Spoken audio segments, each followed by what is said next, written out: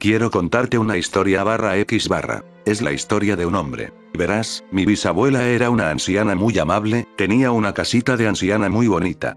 Solíamos ir mucho allí antes de que falleciera hace varios años, y mis abuelos la derribaron para construir una nueva casa para ellos encima. Una cosa que recuerdo claramente es su ático, vaya si daba miedo.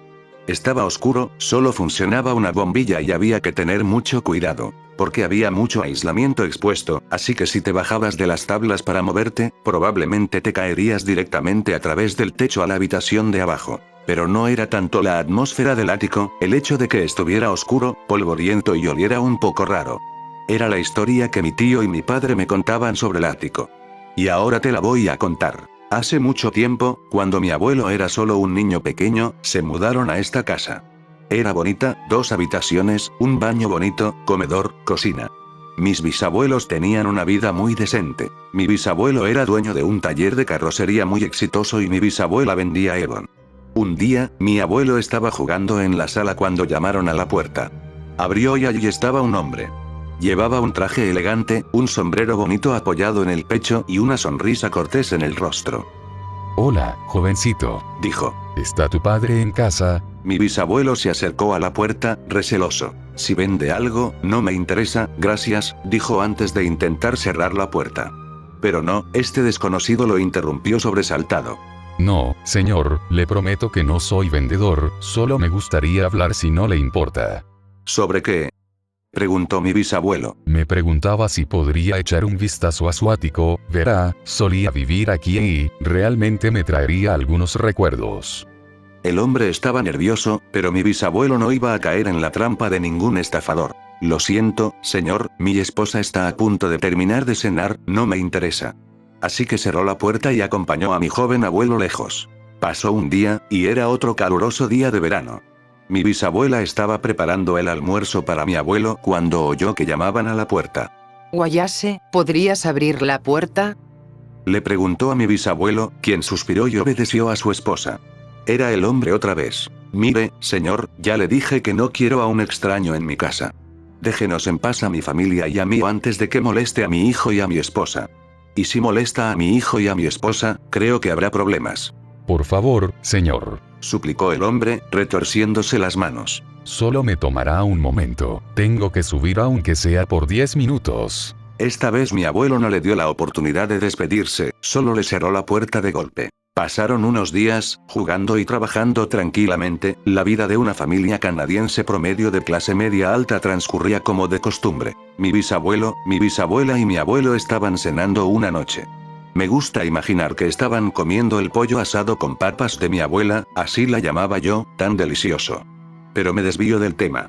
De nuevo, un golpe en la puerta, sonaba importante. Te juro que si es ese hijo de puta pidiendo entrar a nuestro ático otra vez, le voy a dar una buena paliza. Murmuró mi bisabuelo, levantándose. Guayase, por favor, nada delante del pequeño Jim. Gritó mi bisabuela. Era el hombre, otra vez. Sin embargo, no estaba solo. Estaba con otro hombre que se parecía a él. Ahora, señor, antes de que nos eche, por favor entienda que somos hermanos y que debemos hablar con usted. Lo dijo antes de que mi bisabuelo pudiera insultarlo de arriba a abajo. Bueno, dilo de una vez, hombre, ahora que has interrumpido mi cena después de un largo día de trabajo, más te vale que sea buena. Amenazó mi abuelo.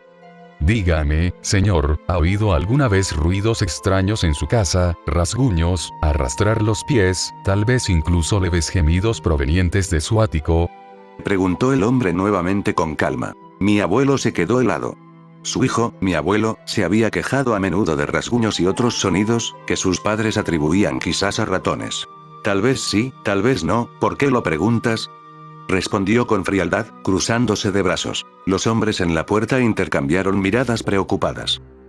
Si tan solo nos dejara subir a su ático, podría venir si quisiera, pero sería mejor que le dijera a su hijo que fuera a su habitación, a su esposa a la cocina y que nosotros, los hombres, subiéramos arriba. Entonces mi bisabuelo le dijo a mi abuelo que fuera a jugar, le pidió a su esposa que recogiera la mesa y condujo a los hombres al húmedo ático.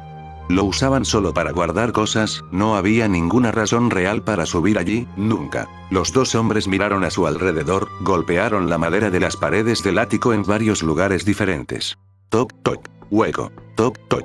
Hueco. Toc toc. No es hueco. Mi abuelo se quedó paralizado mientras ellos asentían con la cabeza antes de volverse hacia mi bisabuelo.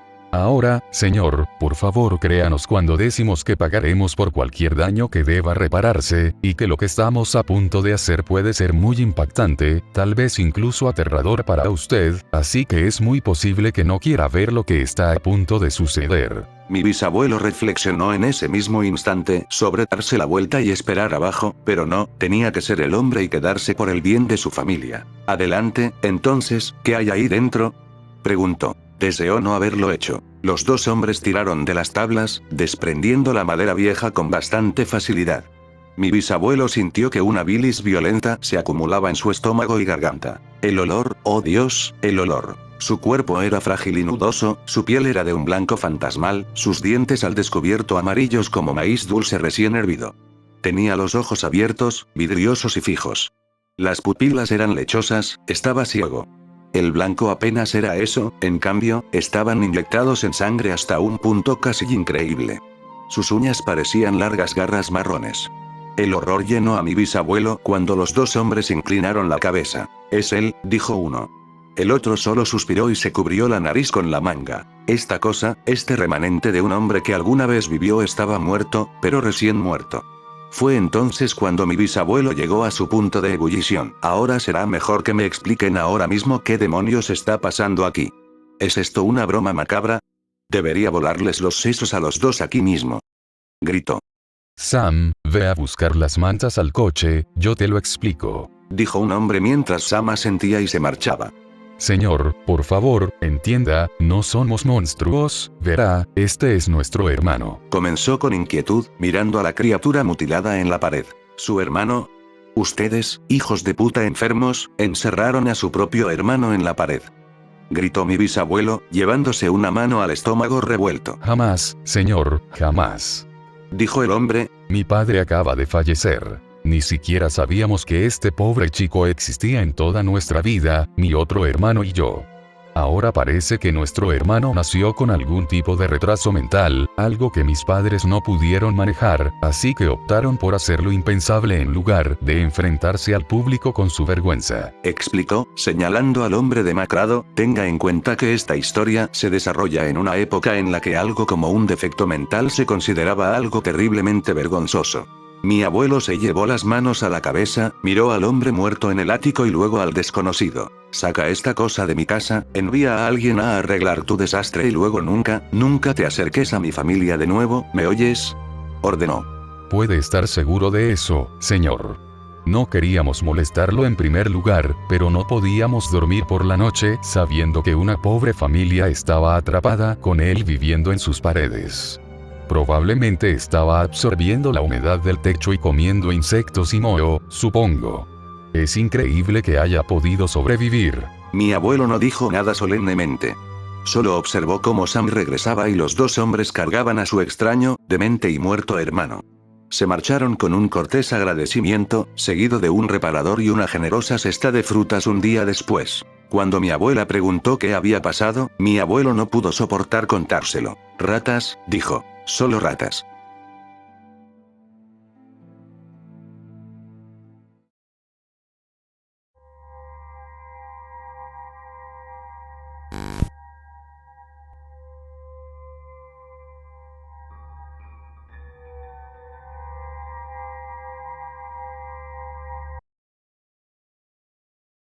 No tengo mucho tiempo para escribir esto y sé que me crees, pero él me persigue y pronto te perseguirá a ti también. Solo hazme un favor, no leas esta historia, él persigue a cualquiera que la lea. Perdóname, pero no tengo más remedio que publicar esta historia para que se sepa la verdad. En las profundidades más oscuras y aisladas de Siberia se han producido asesinatos y desapariciones. Nadie habla del responsable, salvo en susurros hirientes. El gobierno ruso se niega a responder preguntas sobre el asesino o sus víctimas y afirma que se trata solo de una leyenda urbana. Esto no es cierto, pues la verdad es que el asesino matará a cualquiera que conozca su historia y su nombre. Esta es la leyenda de la muerte asesina. En tiempos del camarada Stalin, se decía que buscaba híbridos humano-mono o simios que pudieran ser entrenados para vivir como humanos. Stalin no tuvo éxito en este proyecto y se sintió frustrado por este fracaso. Esto cambió en la década de 1950, en los últimos años del régimen de Stalin, cuando en lo más profundo de Siberia se encontró a un niño salvaje. El niño había estado comiendo animales salvajes y luchando contra bestias salvajes. Incluso cuando lo encontraron, tenía sangre corriendo de sus labios. Ni siquiera los científicos soviéticos pudieron determinar si era humano o bestia. El propio Stalin fue llamado para ver al niño, e incluso su poderoso corazón de acero se heló al contemplar a aquel niño bestial. Sin embargo, Stalin se mantuvo firme y dijo que el niño debía ser criado como un verdadero ciudadano soviético. Así se hizo, y el niño recibió la educación soviética de más alto nivel. De esta manera, su naturaleza bestial quedó enterrada y en su lugar se engendró una verdadera fe en el comunismo y la Unión Soviética. Fue bautizado como Dmitri Artemij Ignatiev y entregado a una buena familia soviética. Dmitri Ignatiev se esforzaba en sus estudios y, después de cada jornada escolar, realizaba trabajos extra en las granjas comunales o en las minas de Siberia. Entregó su alma y su corazón a la construcción del comunismo. Esa era su razón de ser. De adolescente, fue un estudiante brillante y un héroe de su ciudad. No hubo un solo día en su vida en que no trabajara por la gloria de la patria y de su pueblo. Pronto ingresó en la mejor universidad de la Unión Soviética, pero seguía amando su ciudad natal por encima de todo.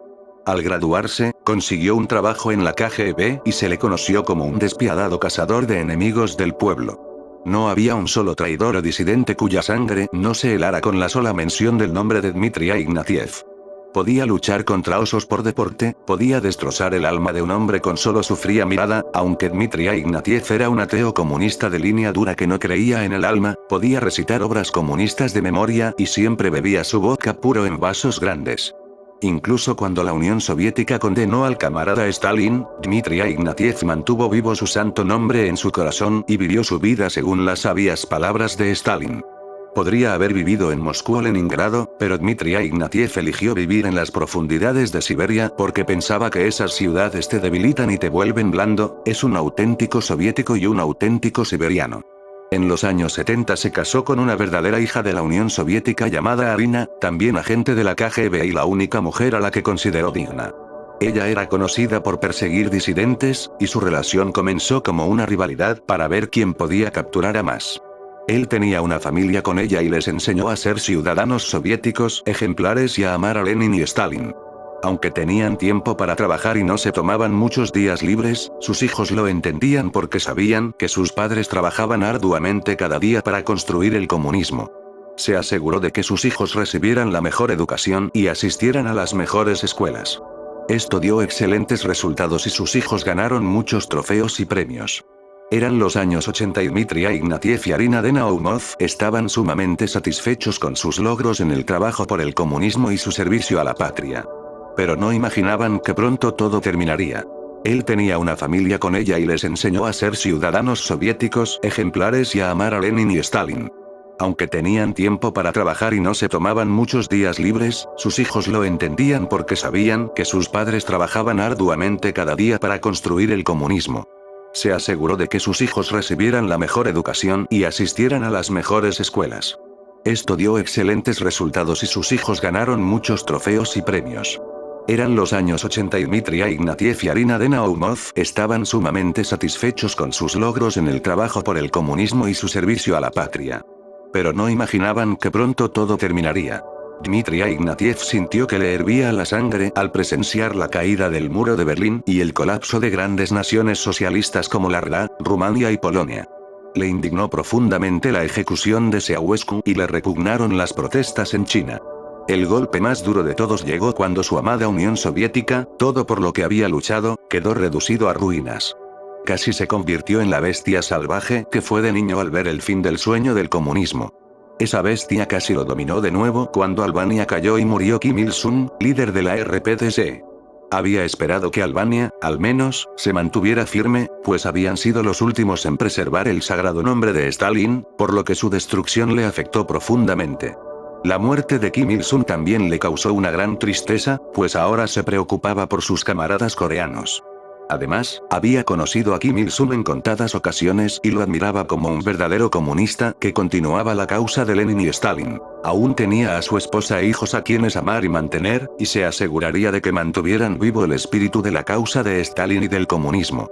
Así, mantendría a raya a la bestia salvaje que llevaba dentro. Sin embargo, esto no duró mucho y pronto una nueva tragedia golpearía a este honorable hombre soviético. Como agente de la KGB, se había granjeado muchos enemigos y había arrestado a numerosos criminales y disidentes. Estas personas ahora querían venganza y, ahora que el sistema estatal soviético no podía detenerlos, podían tomarla. El funcionario soviético de su zona, que había participado en la introducción de la traidora política revisionista de la perestroika, era ahora un rico capitalista y miembro de la mafia rusa. Se entregaba a todo tipo de libertinajes, alcohol, drogas y mujeres, y los utilizaba para envenenar al pueblo con su pecado. Mientras muchos morían de la pobreza que él mismo había provocado y de las drogas y el alcohol que les vendía, él se apropiaba de sus esposas e hijas como prostitutas y vivía como un capitalista decadente. También contactó a muchos hombres de la región que habían sido enviados a Gulags o denunciados por culpa de Dmitri Ignatiev. Este traidor corrupto habría sido arrestado, de no ser por la caída de la Unión Soviética, ya que Dmitri Ignatiev estaba investigando su traición, lo que le dio motivos para vengarse de él. Así que incorporó a estos traidores y criminales a su rama de la mafia rusa y les hizo jurar vengarse de Dmitri Ignatiev. Esa noche, organizó a sus hombres alrededor de la dacha de Dmitri Ignatiev con antorchas para quemarlo vivo. La mayoría de las dachas eran de madera, pero la de Dmitri Ignatiev era de acero soviético puro y hormigón, para que encarnara el espíritu del propio Stalin. Los miembros de la mafia se asustaron al principio ante aquella gran dacha y temblaron ante su imponente estructura. Sin embargo, el persistente Dmitri Ignatiev no estaba en casa esa noche, pues había salido a luchar contra osos para desatar su ira por la destrucción del sueño que tanto amaba. Arina de Naumov y sus hijos sí estaban allí y lucharon con ahínco.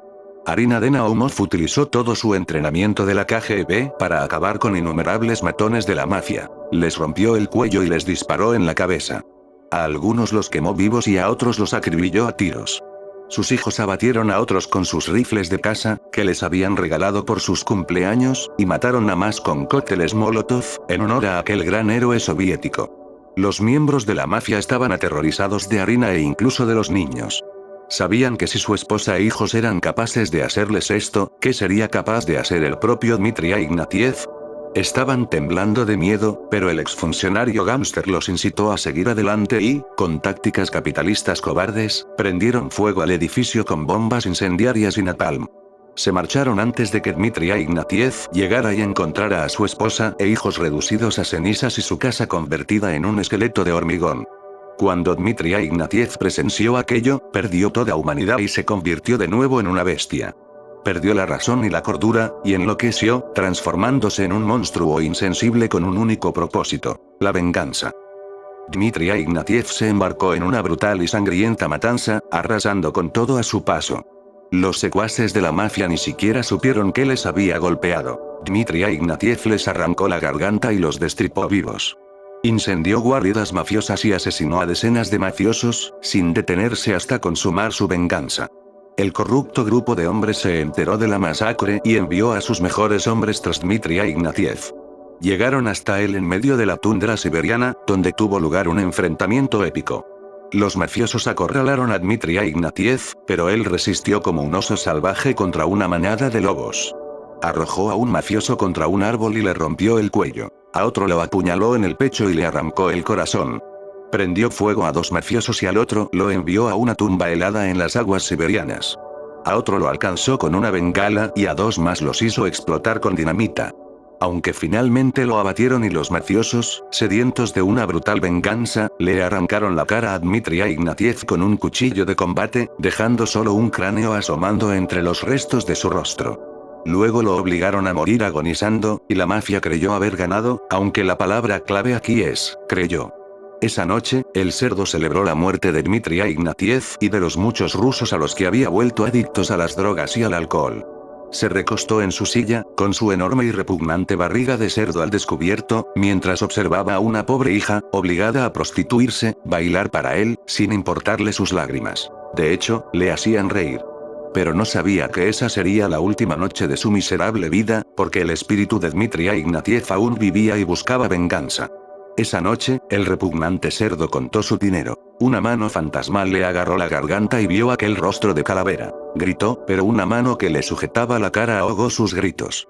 El hombre con cara de calavera, que era Dmitri Ignatiev y ahora es él, dijo con voz suave como la nana de un loco, Spokojnoy Nochi, y le cortó la cara a ese cerdo de la mafia para que se pareciera a la suya mientras el bastardo gritaba de dolor y horror. Cuando los matones de la mafia entraron, vieron una escena horrible. Su jefe estaba muerto, con la cara cortada igual que la de Dmitri Ignatiev. La noche siguiente los encontraron muertos a los matones exactamente de la misma manera. Ahí lo tienen.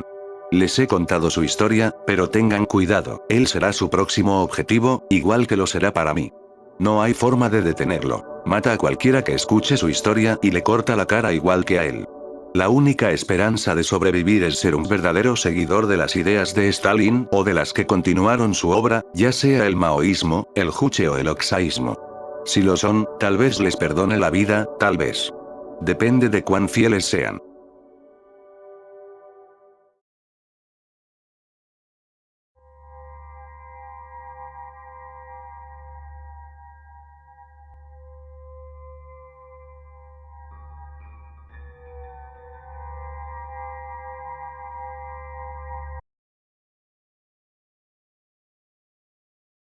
Muy bien /X/, probablemente no me creerás, ya que ni siquiera yo estoy seguro de creerlo, pero te voy a decir esto. Ustedes son las únicas personas que no descartarán inmediatamente mi historia como una locura, pero no tienen que quedarse aquí, así que ténganlo en cuenta. He escrito todo esto con anticipación para su conveniencia y la mía, y hay demasiados aspectos como para intentar tomarme el tiempo de publicarlos a medida que lo escribo. Mi familia tiene antecedentes de enfermedades mentales. Voy a empezar con esto, a modo de aclaración. Mi tío se suicidó, mi abuelo se voló la cabeza, mi madre es bipolar, el padre de mi padre era un violador, y la lista continúa. Bueno, todo esto empezó hace unos 2 meses, el último día del semestre de la universidad. Normalmente me llevan a casa porque la caminata es un poco larga, pero hoy mi madre, sí, ella me recoge y vivo con ella, lo sé, no pudo usar su coche en ese momento debido a problemas de reparación. Así que esta vez me tocó ir andando. El camino que tomé es un poco apartado, un camino de grava rodeado de árboles. Decidí ir por ahí porque era casi la misma distancia y hacía calor, así que pensé que los árboles me darían algo de sombra. Así que me puse en marcha en sandalias, con las piedras del suelo clavándose en mis dedos y apuñalándome los pies. Después de unos 15 minutos, pisé accidentalmente un agujero de barro y solté un montón de palabrotas. Así que ahora no solo tenía que volver a casa andando, sino que tenía que hacerlo con la pierna cubierta de barro. Continué caminando con el barro secándose en el pie, solo para, una vez más, caer en otro agujero. A partir de ahí, todo empezó a resultarme familiar. Sí, ya saben a dónde va esto. Los árboles eran los mismos, el camino era el mismo, y otra vez había caído en el mismo agujero de barro. Como suelo visitar /X/, lo primero que pensé fue que se trataba de algo paranormal. Aunque admito que me inquietó, volví por el camino con la esperanza de encontrarme de nuevo en la universidad. Para mi decepción, no fue así. En cambio, me encontré con el mismo agujero de barro desde la dirección opuesta. En ese momento empecé a sentir pánico. Muchos pensamientos me invadieron la cabeza. ¿Me quedaría atrapado en ese extraño bucle y moriría allí? ¿Había algo esperándome entre los árboles? ¿Me estaba volviendo loco? Inmediatamente corrí por el sendero tan rápido como pude, incluso dejé atrás mis mochilas y libros, y corrí con toda la energía que tenía. Como era de esperar, pasé varias veces junto a mi montón de basura antes de decidir sentarme a su lado e intentar racionalizarlo todo. Me mantuve atento a mi entorno y me aseguré de mirar a mi alrededor en busca de cualquier cosa que destacara. En ese momento pensé, ¿y si simplemente atravieso los árboles? Y empecé a verlo todo como un juego, buscando cualquier resquicio o solución. Así que caminé a través de la aparentemente interminable hilera de árboles solo para terminar al otro lado, mirando mis libros. Sufro de ansiedad severa y toda esta situación me estaba enfermando. Me detuve y vomité todo mi almuerzo antes de volver a sentarme. Finalmente, en mi desesperación, intenté trepar a uno de los árboles. Llegué bastante alto antes de caerme de espaldas. Me dolía, pero estaba bien. Así que me quedé allí tumbado, sintiendo que me iba a morir. Luego me quedé dormido. Tras un tiempo indeterminado de sueño, me desperté con un hombre de pie junto a mí preguntándome si estaba bien. Miré a mi alrededor y luego lo miré a él con una expresión de terror en el rostro. Me preguntó si necesitaba ir al hospital, y lo único que dije fue, no. Solo llévame a casa. Aunque admitió estar preocupado, me dejó empacar mis cosas en su camioneta y condujo por el camino. Solo que esta vez, en lugar de terminar en un bucle, salimos del bucle a la siguiente calle, y me llevó a casa. Tomé mis cosas y entré en mi casa.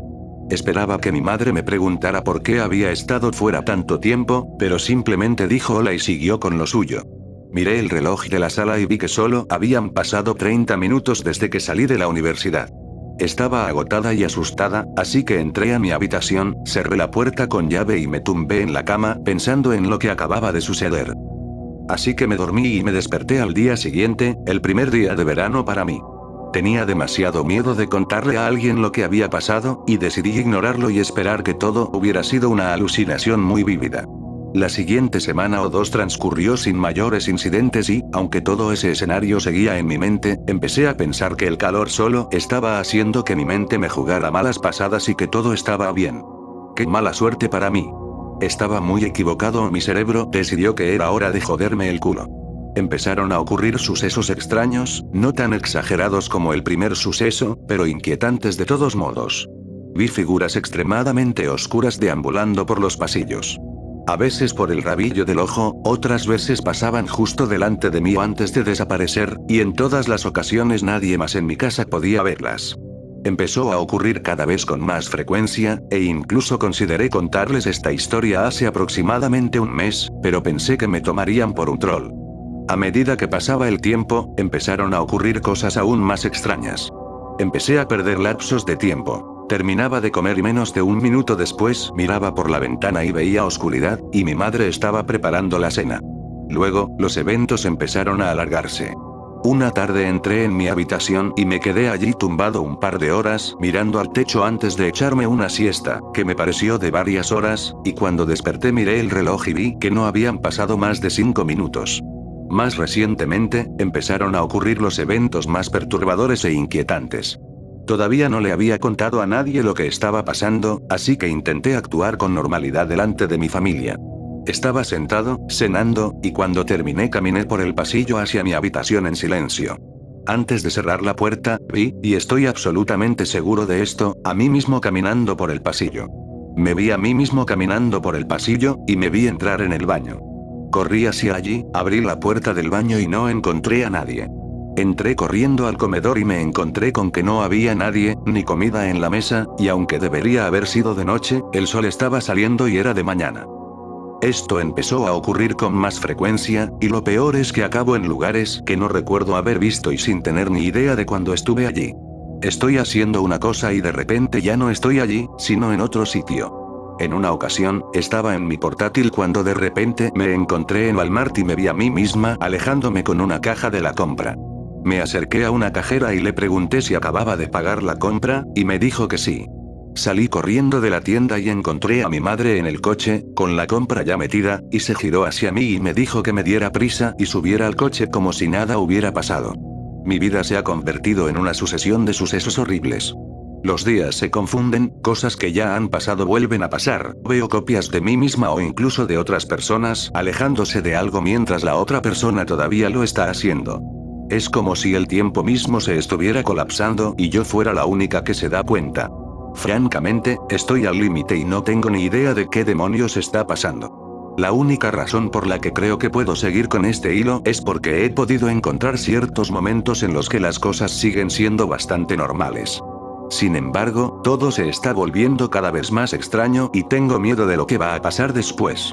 La única razón por la que les estoy contando todo esto es porque tengo que contárselo a alguien o me voy a suicidar. Puede que lo haga de todos modos. Como dije, probablemente no me creerán nada de esto. Lo único que sé es que, sea esto real o simplemente me estoy volviendo loco, no creo que lo aguante más. Ojalá al menos suicidarme no tenga ningún problema.